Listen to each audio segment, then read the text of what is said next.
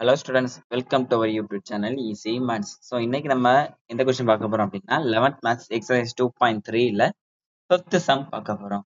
To secure an A great one must obtain an average of 90 marks or more in 5 subject each of a maximum of 100 marks. அதாவது ஒரு student வந்து ஏ great எடுக்கணும் அப்படின்னா அவனோட average mark வந்து 90 R 90 above இருக்கணும். அதே மாதிரி ஒவ்வொரு சப்ஜெக்ட்டுக்கும் எவ்வளவு மார்க்ஸ் அப்படின்னா மேக்ஸிமம் 100 மார்க்ஸ். ஒரு சப்ஜெக்ட் வந்து maximum 100 marks. If one scored 84, 87, 95 and 91 in first 4 subject. மொத்தம் 5 சப்ஜெக்ட்ல 4 சப்ஜெக்ட் மார்க்ஸ் கொடுத்துருக்காங்க. What is the minimum marks one scored in the 5th subject to get an A grade in the course?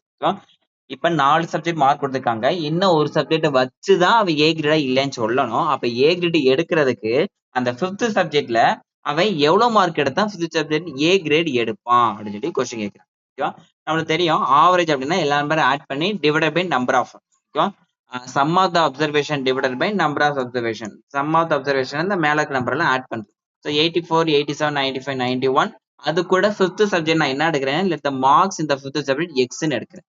So அதனை X divided by 5 சப்ஜெக்ட்னால 5 greater than equal to 90. ஓகேவா? 90 R 90 above தானே இருக்கணும். ஏன்னா நம்மளுடைய ஏ great எடுக்கணும் அப்படின்னா ஆவரேஜ் வந்து எனக்கு 90 ஆர் 90 above இருக்கணும். ஓகேவா? ஸோ எல்லாம் ஆட் பண்ணா 357 plus X divided by 5 greater than equal to 5 greater than equal to 19 இருக்கும்.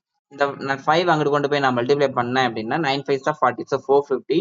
இந்த 357 அங்கிட்டு கொண்டு போய் சப்ஸ்டிட்யூட் பண்ணிட்டேன் அப்படின்னா 93. ஸோ எக்ஸோட வேல்யூ எனக்கு என்ன வருது அப்படின்னா 93.